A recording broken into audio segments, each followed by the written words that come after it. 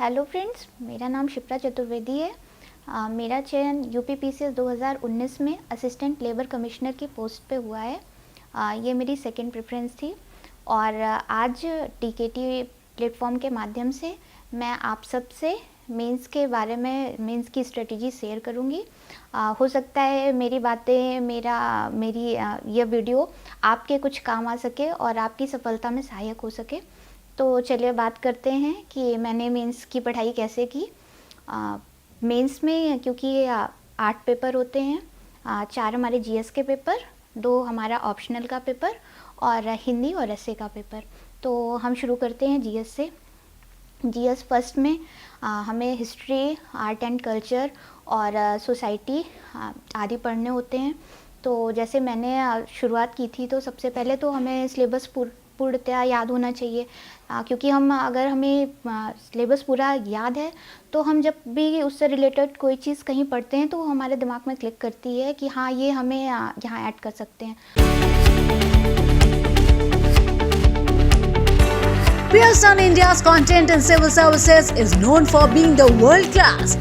And now they have launched books on Indian culture, art and heritage by renowned authors Devdutt Patnaik, an Indian polity authored by Sriram Srirangama Srirams IAS and Rohit Deo Jha.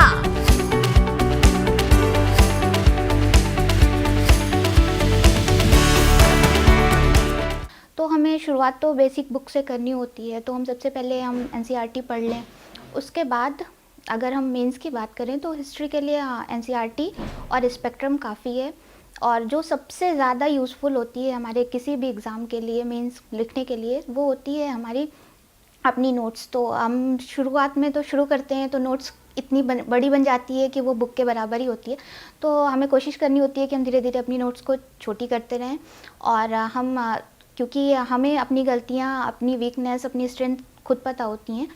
तो आप सबसे पहले book पढ़िए, basic clear कीजिए, उसके बाद आप उससे नोट्स बनाने शुरू करिए। और ऐसी नोट्स बनाइए कि वो 8 से 10 पेजेस में आपकी कंप्लीट हो जाए, क्योंकि ये एग्ज़ाम के टाइम पे बहुत कम समय होता है रिवीजन का। और जैसे हम जीएस 1 की बात करें तो हमारे पास 17 टॉपिक हैं। तो हमें ऐसा करना होता है कि हर टॉपिक के लिए हमारे पास 1 पेज हो, मैक्सिमम 1 पेज हो, क्योंकि अगर हम जितने कम में उसको कर पाएंगे, हम एग्ज़ाम में उतना बेहतर कर पाएंगे। तो और दूसरी चीज़ होती है हमारी आंसर राइटिंग और हमारा टाइम मैनेजमेंट। जैसे मैंने 18 में एग्ज़ाम दिया था मेंस का, यद्यपि मैंने साक्षात्कार भी दिया था, पर मैं अंतिम रूप से सफलता नहीं प्राप्त कर सकी, क्योंकि मेंस में मेरे जीएस 1, जीएस 2, जीएस 3 में क्वेश्चंस छूट गए थे, जो मुझे आ रहे थे फिर भी छूट गए थे। तो टाइम मैनेजमेंट बहुत इम्पॉर्टेंट होता है। और 19 में मैंने अपनी ये गलती सुधारी और मैंने एग्ज़ाम से पहले बेहतर तरीके से टाइम मैनेजमेंट किया। मैं लगातार आंसर राइटिंग करती थी। मैं सोच के गई थी कि मुझे जो है शॉर्ट क्वेश्चन जो है वो उसमें 6 से 7 मिनट से ज़्यादा नहीं देने हैं और लॉन्ग क्वेश्चन में 11 मिनट से ज़्यादा नहीं देने हैं। और इस बार मैंने शुरुआत की थी तो मैंने लॉन्ग क्वेश्चन से शुरुआत की थी, क्योंकि अगर हम मेरे लॉन्ग क्वेश्चन छूटते हैं तो हमें ज़्यादा नुकसान होता है। इसलिए हमें कभी भी मेंस में अगर मुझे जैसा लगता है हमें लॉन्ग क्वेश्चन से शुरू करना चाहिए। अगर आप उधर के क्वेश्चन बेहतर तरीके से कर जाते हैं तो आप शॉर्ट क्वेश्चन भी आराम से कर जाते हैं।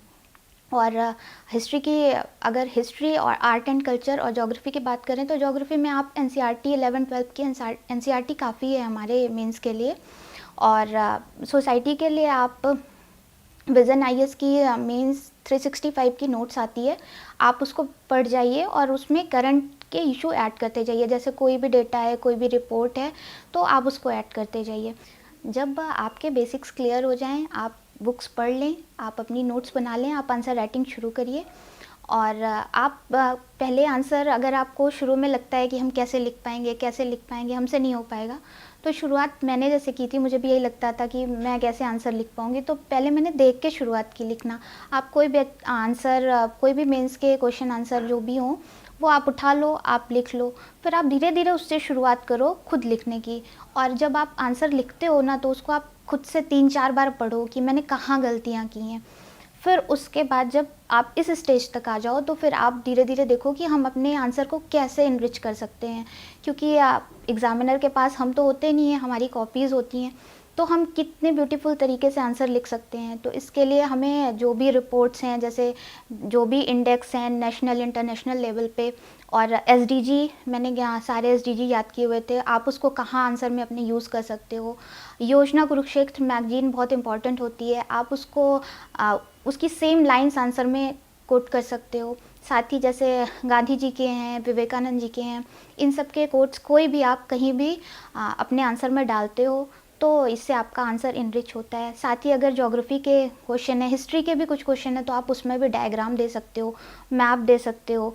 तो और यूपी के अगर आप जैसे फर्स्ट पेपर में भी आप यूपी के बारे में लिख रहे हो तो आप बेहतर होगा कि आप मैपिंग के थ्रू आप दिखा दो। जैसे हस्तकला है तो कहाँ कहाँ है, ओडीओपी आ रहा है तो आप ओडीओपी में डाल दो कि किस ज़िले का, किस डिस्ट्रिक्ट का कौन सा प्रोडक्ट है।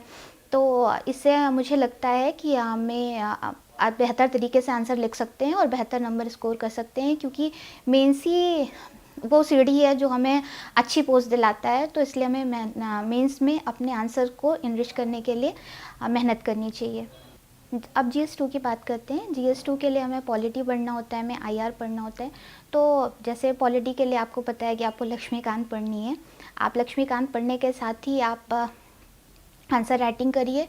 और IR के लिए आप विज़न IS की करंट अफेयर्स पढ़ सकते हैं। साथ ही विज़न IS के 365 मेंस सीरीज़ के जो नोट्स आते हैं आप उसको पढ़ सकते हैं।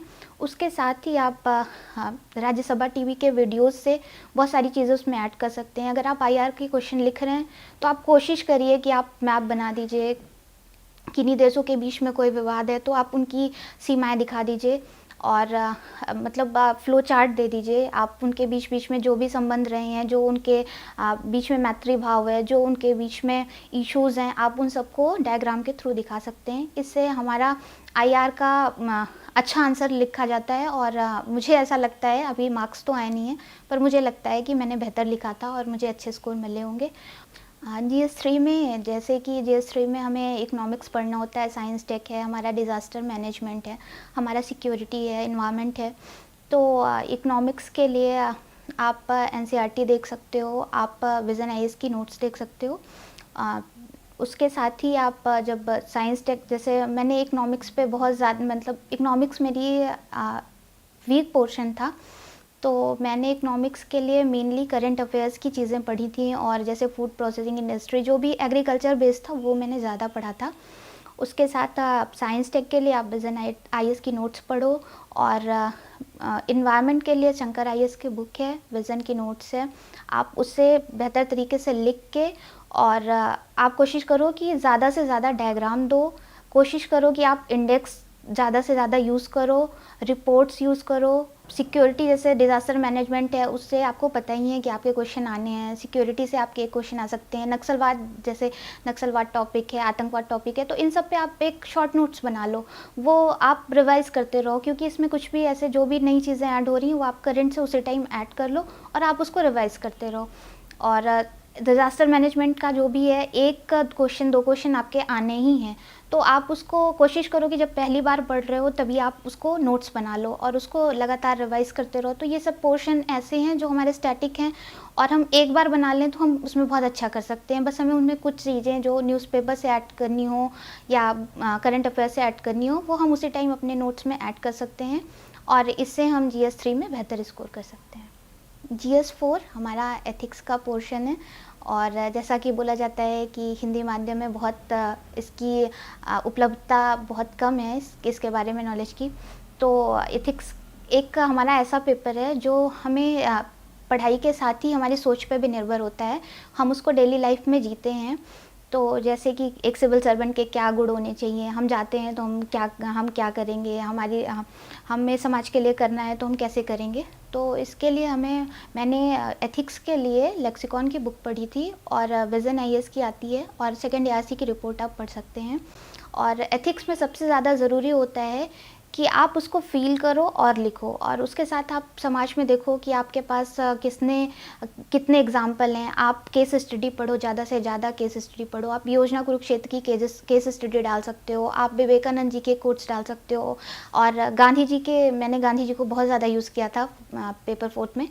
तो आप गांधी जी के ज़्यादा से ज़्यादा क्योट्स डाल सकते हो। कोशिश करो कि आप बहुत ज़्यादा एग्जाम्पल दो, आप अपनी लैंग्वेज में एथिक्स लिखने की कोशिश करो, क्योंकि विज़न की जो लैंग्वेज होती है वो हमें एग्ज़ाम तक याद नहीं रह जाती है। तो हमें कोशिश करनी चाहिए कि हम पहले ही अपनी लैंग्वेज में नोट्स बना लें, और हम अगर अपनी लैंग्वेज में लिखेंगे, साथ में एग्जाम्पल देंगे, तो हम जीएस पेपर में बेहतर कर सकते हैं। और हमारा फर्स्ट पेपर जैसे हिंदी है और एस्से है, तो क्योंकि हम हिंदी माध्यम से हैं तो हम हिंदी में बेहतर कर सकते हैं। और हिंदी एक ऐसा सब्जेक्ट है जिसमें हम कम मेहनत करके ज़्यादा अच्छा स्कोर कर सकते हैं। और ऐसे के लिए तो अगर हमने जीएस के चारों पेपर बहुत बेहतर तरीके से पढ़े हुए हैं तो हम ऐसे में अच्छा कर जाते हैं, क्योंकि एक कोई ना कोई एक स्कीम होती है, आप एग्रीकल्चर से रिलेटेड एक ऐसे होता है, स्वास्थ्य एग्रीकल्चर। और तो हम ऐसे के लिए हमें कोशिश करनी चाहिए कि जब हम एडिटोरियल्स पढ़ते हैं तो हम उसमें लाइन, जो भी लाइनें हमें लगती हैं वो हमें कहीं ना कहीं नोट कर लेनी चाहिए, तो उसे अपने ऐसे में हम डाल सकते हैं। साथ ही हम योजना कुरुक्षेत्र के बहुत सारे पैरा उठा के ऐसे में डाल सकते हैं। और हमें कोई भी ऐसे जब हम लिखना शुरू करते हैं तो हमें एक पूरी स्टोरी बेस पे लिखना चाहिए, कि मतलब उसके हम सारे जितने भी पक्ष होते हैं उतने, जैसे इकोनॉमिक हुआ, सोशल हुआ, उसमें क्या क्या हम सजेशन दे सकते हैं, उससे हमारे समाज पे क्या क्या प्रभाव पड़ रहा है। तो हमें सारी चीज़ें समग्र रूप से लेके चलनी चाहिए। और हम हिंदी माध्यम के छात्र हैं तो हम ऐसे और हिंदी में बेहतर करके, अच्छा करके और एक अच्छी पोस्ट प्राप्त कर सकते हैं। और सफलता की कुंजी हमारी आंसर राइटिंग ही है, तो आप उसको करिए। और थैंक यू मेरा वीडियो देखने के लिए।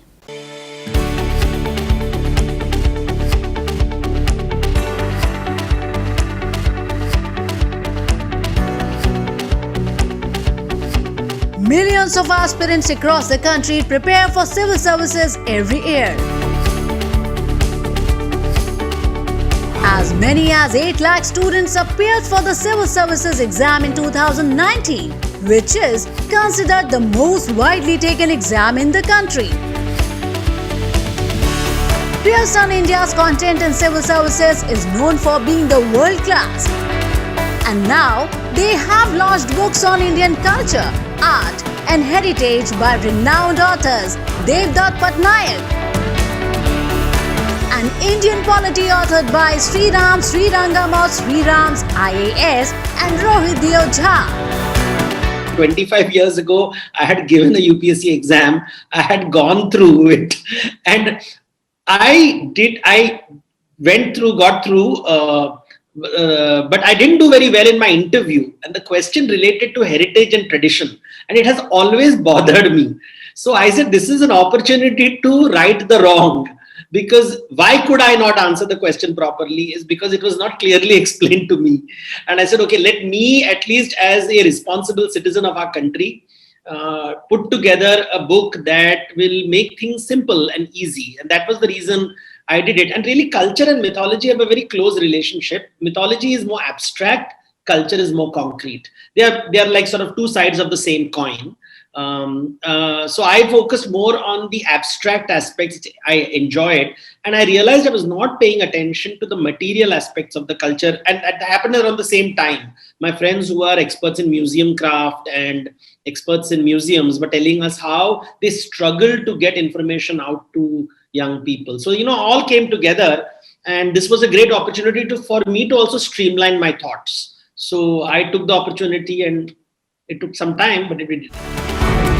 Another book titled Indian Polity, authored by Sriram Srirangam and Rohit Deo Jha, covers important chapters on the Indian Constitution, its sources and amendments, directive principles of state policy, fundamental rights and duties, and acts related to it, election commission and schedules. Given the fact that polity has significant weightage in the exam, it can make or break your progress. So it matters quite a bit that we are, in tune with the changes. My idea, dream, desire, whatever, is to make my students feel utterly comfortable with the book. Lectures are there to back it up. Q&A is there. WhatsApp is there. Everything is there so that you are on track to making it. but the book should give you so much relief that you should dance and sing at the end of the day after finishing a chapter.